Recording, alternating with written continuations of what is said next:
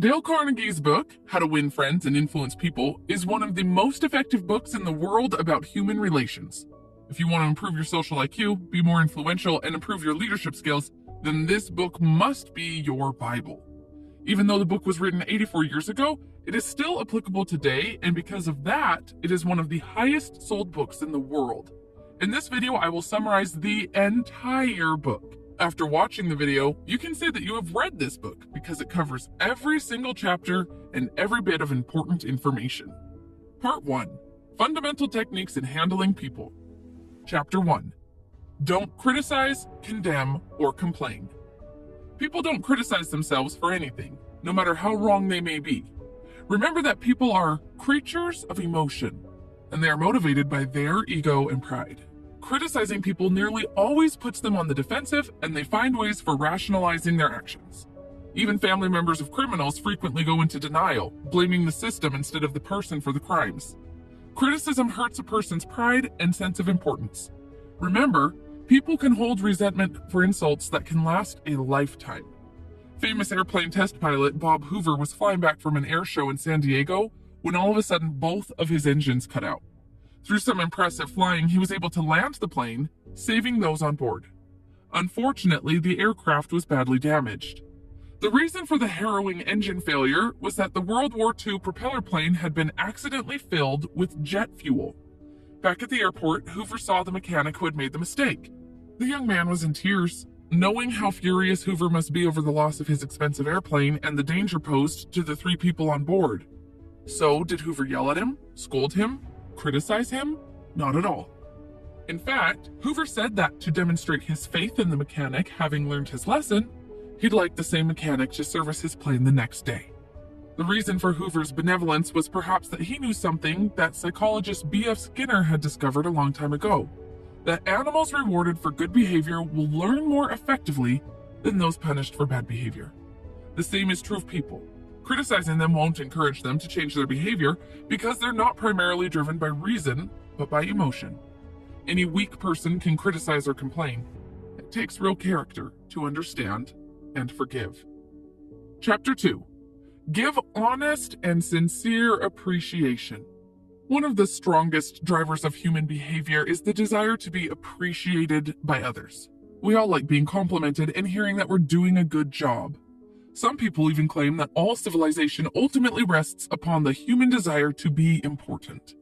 Our craving for approval and praise makes us climb the highest mountains, write novels, and found multi-million-dollar companies. You don't need to give someone a fancy title to show your appreciation. It's enough to use simple phrases like, "Thank you," and "I'm sorry," while also giving sincere, honest praise. Don't shower people with phony flattery or they will see right through it. Instead, stop thinking about yourself for a moment and focus on the good points of the person in front of you. Also, be sure to make the other person feel important. To get into the right mindset, try thinking like Ralph Waldo Emerson, who said that every person he met was superior to him in certain ways, so there was always something to learn from and appreciate in other people. Or think about the golden rule: treat others as you would like others to treat you. So, the next time you see a tired, bored, underappreciated service employee somewhere, try to brighten their day with some appreciation. Leave little sparks of appreciation during the day. You'll be surprised to see how positively people react when their hunger for recognition is fed. You'll soon become someone whom others like and enjoy working with. And best of all, you'll have a positive impact on the lives of those around you. Chapter 3. Appeal to another person's interest. Let's say you like cheesecake. When you go fishing, you don't string cheesecake at the end of your line. You attach what the fish wants, which is a worm. Why do you treat people any differently? Of course, you're interested in what you want, but no one else is. Everyone else is just like you. We all want what we want. The only way to influence other people is to talk about what they want and show them how to get it. Every person in the world knows what they want and cares about what they get. Approach them from this direction. Before you speak, pause and ask, what can the other person get out of this? Even challenge yourself to not say anything about what you want. Show other people relentlessly that you want to help them. The world is full of people who are self-seeking. So the rare person who unselfishly serves others has an enormous advantage. Andrew Carnegie had a sister-in-law whose kids never wrote letters back. He bet someone he could get a reply without asking for one. He wrote letters at the end mentioning that he was sending a $5 bill, but omitting it. Sure enough, they replied, thanking him for writing and asking where the money was. Part 2. 6 Ways to Make People Like You. Chapter 1. Become genuinely interested in other people. Who is universally loved as friendly and approachable? A dog. They're always excited to see you and seem like you're the most important thing in their world. Showing interest in other people makes them feel important. All of us like people who admire us. People aren't interested in you or me. They're interested in themselves every day for their entire life. When you see a group photo, whose face do you look at first? Remember, you make friends much more easily by being interested in them than by trying to get them interested in you. Ask people about their background and their goals. Remember problems people are having, and when you come across a solution, share it with the person. Go out of your way to talk to people who are beneath your level, employees who don't report to you, service people, etc. For people above your level, express a genuine interest in them, their work, and their advice. They feel important when they can pass on the secrets of their success. Chapter 2. Smile. A smile says, I like you. You make me happy. I'm glad to see you. It's a message of goodwill. Once upon a time, a New York stockbroker by the name of William B. Steinhardt decided to try something new on the author's advice. Previously a notorious grouch who rarely smiled in his personal or professional life, Steinhardt committed to simply smiling more by giving himself a pep talk in the mirror the morning his experiment began. He began the day by greeting his wife with a smile, then smiling at the doorman of his building, then the cashier at the subway booth, then the traders on the trading floor and his colleagues in the office. The result? People began smiling back. At home, Steinhardt said that there had been more happiness in the first 2 months of the experiment than in the entire year before it. What's more, he found that at work, complaints and grievances were easier to deal with, winning him more revenue than previously. In short, he was a richer, happier man. As the story shows, a smile can go a long way. If someone we've just met smiles at us, we tend to automatically like them. The smile of a baby, for instance, immediately makes us feel warm and fuzzy inside, as does seeing a dog wagging its tail out of sheer delight at seeing us. So, if you want to make yourself instantly likable to someone, show them that you're happy to see them by smiling. When they see how happy you are to meet them, they can't help but be happy to see you too. Chapter 3. Remember that a person's name is, to that person, the sweetest and most important sound in any language. A name is a person's identity. It makes her unique among all others. This is the principle I always ignored before, and whenever I met someone new, I would hear his name and after 5 seconds, forget it. And later on, when I needed his name, I would always excuse myself by saying, I'm so sorry, I'm so bad with names. Could you please repeat your name again? After reading the book, I noticed that this was a huge mistake. When you remember another person's name, it shows that you really listened and cared when you were talking. Using names reduces the barrier and makes other people feel more close to you. These days when I meet someone, I really pay attention to the first few seconds when they mention their names. And instead of just saying, nice to meet you, I always say, nice to meet you, Tom. By repeating the name, I remember it better. Plus, it makes the other person feel connected to me. So, next time when you go to the gym or somewhere else, instead of saying, hi, how are you today? Say, hi, Tomasz, how are you today? You'll start seeing the difference. Saying the name is a subtle and welcome compliment. Forgetting it or misspelling it is a crippling mistake that suggests you don't care enough to get it right. People pay loads of money to have their names remembered after they die, naming buildings, having parks dedicated to their name, etc. A business person who can't remember the names of his important clients is simply saying that he doesn't care about a big portion of his business. Carnegie wanted to merge with a car company called Pullman. When Carnegie mentioned that the new company would still be called Pullman, Pullman became far more eager. If you are having difficulties remembering the names, then make sure you catch it when it comes up the first time in a conversation, and ask for it to be repeated or even spelled out if needed. Then repeat it back to the person multiple times during the conversation. Finally, when you are alone, make some type of connection to remember it better. Chapter 4. Be a good listener. Encourage others to talk about themselves. A person's life is the most important life for that person. A person's headache means more to him than a famine that kills 1 million people. Allowing someone to talk makes that person feel important and flattered. Everyone has gone through what they feel to be tough times, and they like to talk about them if they've overcome them. Ask about this. Even better, combine this with another tip, which was give sincere appreciation and praise. Tell them how fascinating their stories are and how you wished you had their knowledge or experience. When having a conversation, most people are so preoccupied with what they themselves want to say next that they barely listen to the other person at all. Truly listening means making a conscious effort to give the other person your full attention, and the benefits of this approach are substantial. Once the author attended a dinner party in New York where he met a botanist. Having never met one before, the author listened to him for hours, riveted by the descriptions of exotic plants and experiments. Later, the botanist remarked to the host what an interesting conversationalist the author was. But the thing is, the author barely said anything at all. He had merely been a good, interested listener.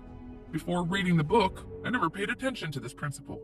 Whenever I was talking to someone, I was always waiting for the person to finish talking so that I could change the topic to my interest areas, or while the person was talking, I was constantly thinking about the things I would say once the person finished. And when that person was done, I would unload the information that I thought was interesting. Chapter 5. Talk in terms of the other person's interest. Using an earlier analogy, why fish with cheesecake? Fish with the bait that the partner wants. People are usually far more enthusiastic about topics they care about than ones only you care about. Before meeting someone, research their interests thoroughly so you have a working knowledge of the field. Identify someone's major goals, then talk about how you'll help them get closer to their goals. For example, my goal with this YouTube channel is to reach 15,000 subscribers in the next 4 months. And in order to hit that target, if I come up to you and say, guys, please subscribe to my channel because I have a target to reach, then you probably wouldn't care. That doesn't mean anything to you at all. But instead, if I can give you some useful information with this video, add some positive value to your life, and only after that ask you to subscribe and open the notification bell in order to benefit from my future videos, then there's a bigger chance that you would do it. Because if you are watching this video, I'm assuming that you are interested in your personal growth, and seeing my future videos might be interesting for you. As you can see, I didn't even mention my target. I was talking about the benefits you will get. Chapter 6. Make the other person feel important, and do it sincerely. Almost all the people you meet feel superior to you in some way. Let them realize in some subtle way that you realize their importance. Inversely, avoid doing things that demean the other person and make them feel small or unimportant. Give praise without wanting anything from them, merely to radiate happiness and lift them up. This principle is a kind of recap of previous principles, so I won't spend too much time on it. Part 3. 12 ways to win people to your way of thinking. Praise is well and good, but what do you do when someone disagrees with you? That's the next subject of how to win friends and influence people. In summary, put aside your instinct to fight fire with fire. People don't like to be proven wrong. They don't like to admit that they have to change their mind, no matter how right you supposedly are. They crave importance, and correcting them insults their pride. You think it's important that you're seen as the smartest person in the room, but you'll be resented for this. Chapter 1. The only way to get the best of an argument is to avoid it. Arguing with another person does not really make much sense. If you lose the argument. If you win, the other person will resent you for having hurt their pride, and you will still not have truly won them over. And 9 times out of 10, the argument will only make the other person stay stronger in their point of view than they were before. Therefore, the only solution is to avoid such disputes from the start. When an argument starts, distrust the first response that bubbles up in you, as it's usually an instinctively defensive one. And whatever you do, control your temper. Listen to what your opponent has to say without resistance or protest, and promise to carefully examine their thoughts. Try to find areas where you agree. This will help reduce your opponent's defensiveness. Chapter 2. Begin in a friendly way. A hostile attitude just invites reciprocal hostility. People don't want to change their minds. They can't be forced to agree with you, but they may be led to. Think about how to make an animal come to you. Do you chase after it, snarling, or do you offer food? A drop of honey catches more flies than a gallon of gall.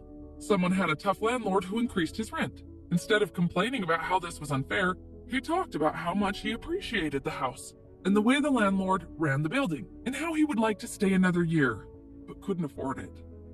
Chapter 3. Show respect for the other person's opinions. Never say, "You're wrong." When attacked for being wrong, people will defend their opinion to death. They will lose sight of the main point, hoping to find small exceptions that their assertion is true. We form beliefs carelessly, but then develop an irrational passion to defend them when anyone threatens to prove us wrong. Consider the story of how the author hired an interior decorator to make some curtains for his home. Afterward, he was shocked by the size of the bill, and when he mentioned the price to a friend, she exclaimed that he had clearly been overcharged.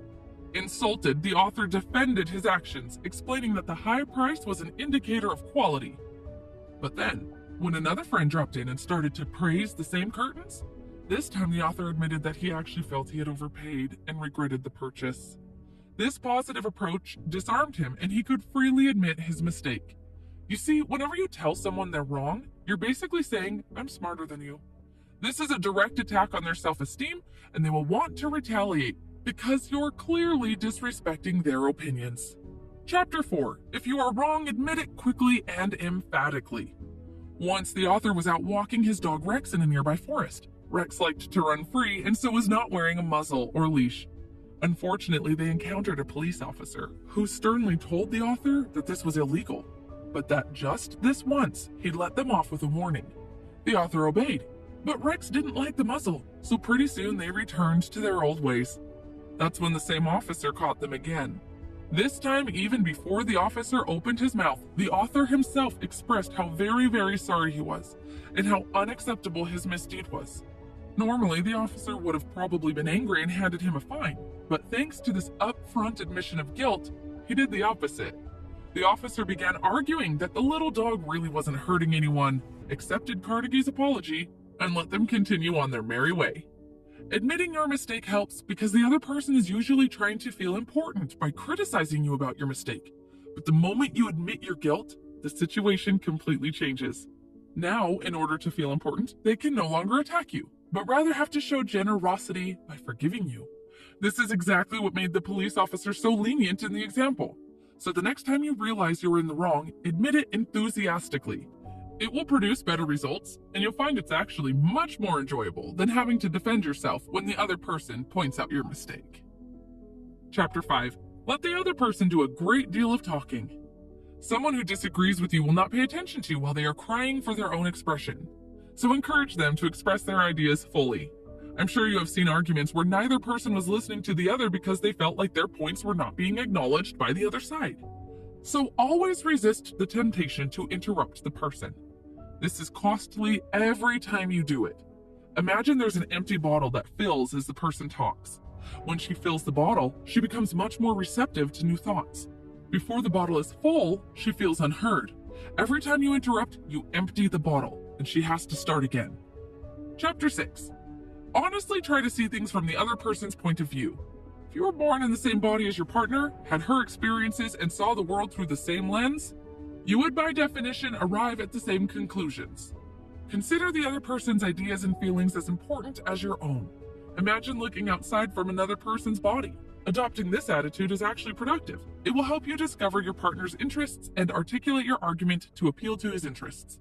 For example, put yourself in the interviewer's place. Do you think she enjoys the interview process and talking to tens of people? She also hopes that the next person who walks inside is going to be the right fit.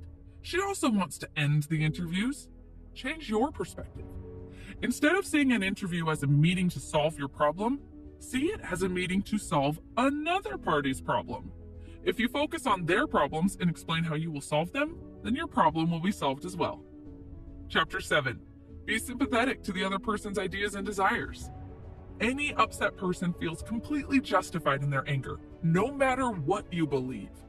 Do you think when you're angry, you say to yourself, I know I'm being irrational and my anger doesn't make sense, but I'm going to be angry anyway? People are hungry for sympathy. They want us to recognize all that they feel. If we can sympathize with others, they will appreciate our side as well and will often come around to our way of thinking. Chapter 8. Start with questions to which the other person will answer yes. Every time someone says no, they get locked into defensiveness and consistency bias. So don't start by talking about the areas in which you differ. Start with what you agree on. Get the person to say yes. Instead of pushing your conclusion on the person, guide her toward your conclusion through a series of logical questions. This can sound like a trap if the person realizes what you're doing. It's better to do this in a genuine, patient tone, instead of in the tone of already knowing the answers. Ask difficult questions with unclear answers so it doesn't feel like you're trapping the person in a corner.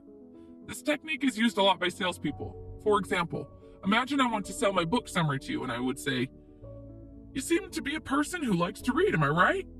You would answer yes. Then I would go ahead and say, "Do you like saving money? Do you like saving time?" Most likely your answers would be yes again.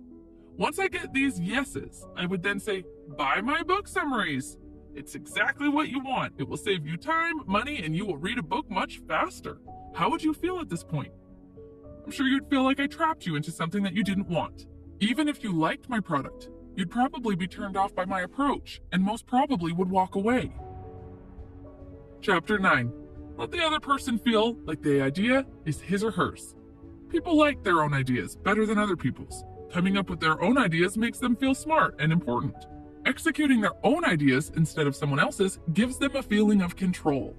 For example, once I was negotiating with a quite tough person who did not like to compromise. After a while, I noticed that it would be very difficult to reach an agreement. So I decided to apply this tactic and said, "You know about this topic more than I do. You are the world's expert on this, so I want to hear your opinion. How can we reach an agreement?" The person stopped for a moment and then started giving me advice and options. His approach changed from being an opponent to a mentor. After hearing all of his options, I chose one of them and decided to implement it. Since he gave me the option, he was much more engaged and interested in implementing it successfully. Chapter 10. Appeal to the nobler motive. A person usually has two reasons for doing a thing, one that sounds good and a real one. Forget the real one. Appeal to their highest moral principles. For example, when someone is breaking the agreement, say that your impression of the person's character was one of high integrity. Give them some time to think about it. If they come back and want to continue, then you will accept it without hesitation and admit that your judgment of character was wrong. But you still personally believe they're a man of their word and will not break the agreement. We humans don't want to lose the nobler motives that we pose. Chapter 11. Dramatize your ideas. Attention is scarcer than ever before. Find ways to capture it without being gimmicky. Merely stating a truth isn't enough. The truth has to be made vivid, interesting, and dramatic. Find a way to visually represent the stakes. A cash register salesman observed a slow-moving checkout line. He told the owner he was losing pennies with every customer. He threw pennies on the floor to make the point. Imagine how effective this would be if he kept doing this repeatedly to illustrate the money lost. Steve Jobs famously introduced the iPod as 1,000 songs in your pocket, not talking about gigabytes of storage. Here are a few tactics on how you can apply this principle. Provide a visual analogy. Show objects for size, speed, and cost. Equate the opportunity to dollars. For example, your business is losing one Mercedes-Benz a day by not fixing this problem. I personally like this tactic and have used it a lot in the past. For example, when I was finishing my internship, I had to give a final presentation about the results. In total, we were around 25 students, and among them, my presentation was one of the most interesting ones. And the reason is that when I was presenting, I did not talk about the boring tasks I did in Excel. I simply started by saying that my internship saved $13,000 for the company. Once I said this, every manager in the audience started listening very carefully and asked a lot of questions at the end. To be honest, I did the same boring things as other interns. I would say I did even less. The only difference was that I calculated the number of hours I had spent and then converted it into dollars. Since it was an unpaid internship, I could easily say that I saved them money, because if some paid employee did the same job, the company had to pay a salary. Chapter 12. Throw down a challenge. When motivation doesn't work, organize a competition. This gets people going because they don't want to be second. The desire for mastery and to excel is a fundamental driver of behavior. For example, if a person is unsure, subtly question their strength. I don't blame you for being scared. It's a tough job. It'll take a big person to take care of the job. Part 4. The final part of this book is about changing people without giving offense or arousing resentment. Chapter 1. Begin with praise and honest appreciation. It's always easier to listen to unpleasant things after hearing praise about our good points. Without praise, it just sounds completely critical. When you are giving praise, avoid being formal. This is quite normal in the corporate world, where you can hear some formal praise and then a big critical point, and at the end, a small praise again. Instead, always try to give sincere and specific praise about specific items rather than generalities. This is even more effective when the person knows you are upset with the work and have come to you to complain. In this situation, if you give sincere appreciation, it's going to be a big surprise and will make the person receptive to your feedback. Chapter 2. Call attention to people's mistakes indirectly. Avoid direct attack. People typically know what they've done wrong. Calling explicit attention creates resistance. Here are 2 tactics. First, follow your sincere praise not with but, rather with and. Maybe you've heard that whatever comes before but doesn't count. Here are 2 examples for you to compare.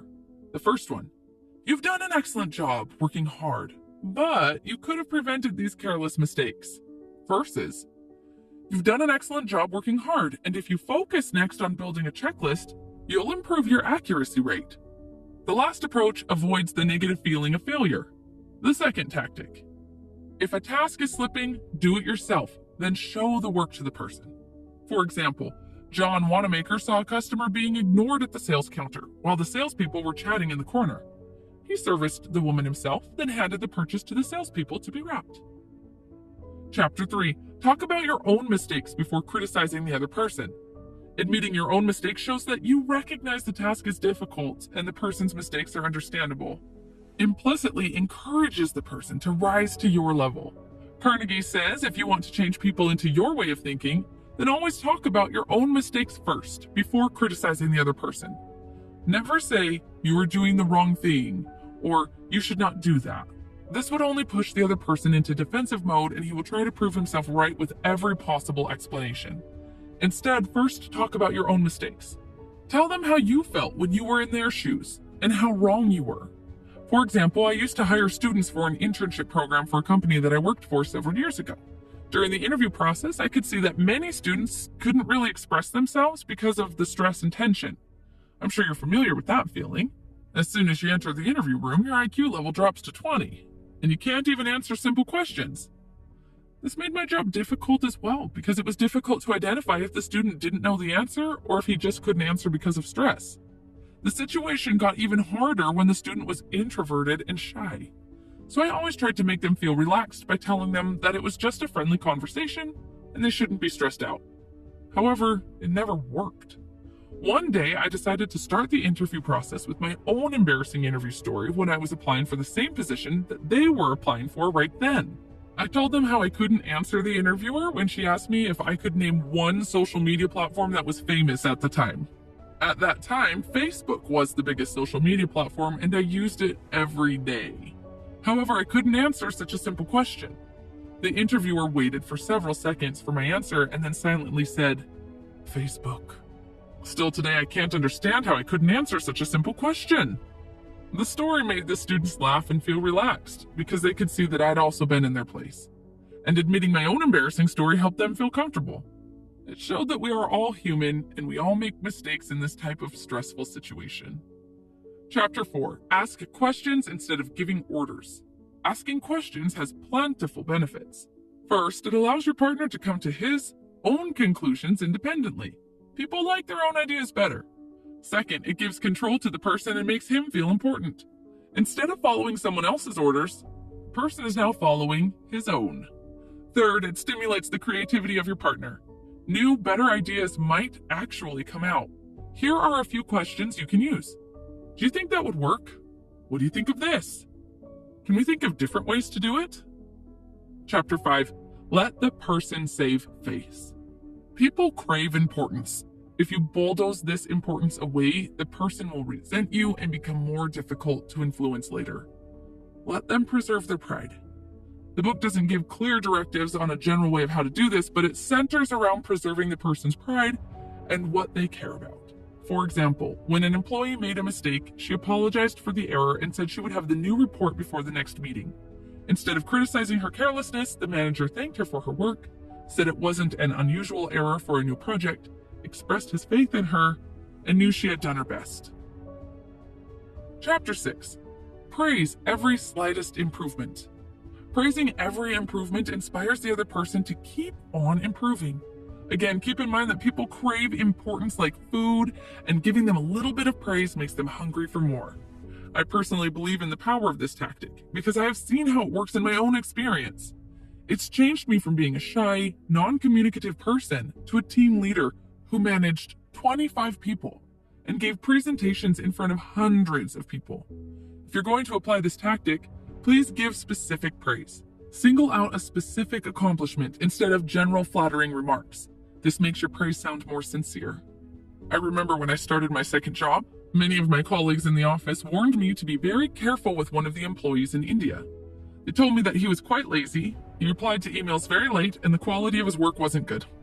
Several of my colleagues even complained to his manager, but it didn't change a lot of things. Once I started working with him, I could see that my colleagues were right. But instead of focusing on his mistakes, I decided to apply Carnegie's principle and focus on small positive things and praise him genuinely.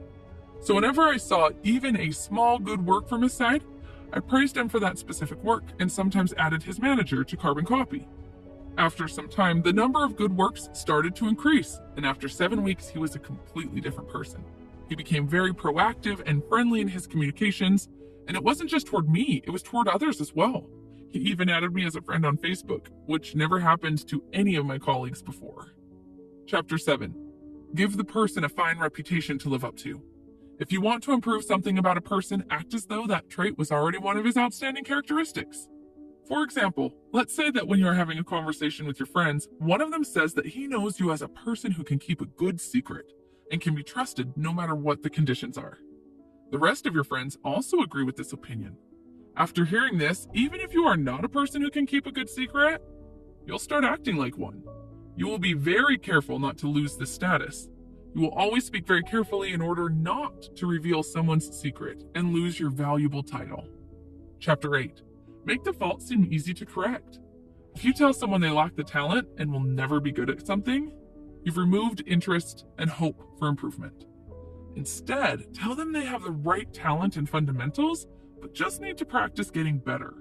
Make the steps easy to do. For example, here's what a dance instructor could say to a poor dancer. You have a natural sense of rhythm. You are a natural-born dancer. Chapter 9. Make the person happy about doing the things you suggest. This principle is similar to one of the previous principles, which was about keeping another person's interest in mind. I personally think that talking only about other people's interests can raise suspicion.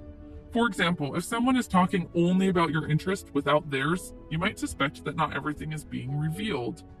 One way to avoid sounding disingenuous is to acknowledge why you want the action up front. Then talk about the benefits you both enjoy. That's it for this video. If you found it helpful, please leave a like and a subscribe to my channel. It keeps me motivated to post videos for you every single week. Thanks for watching. Have a great day.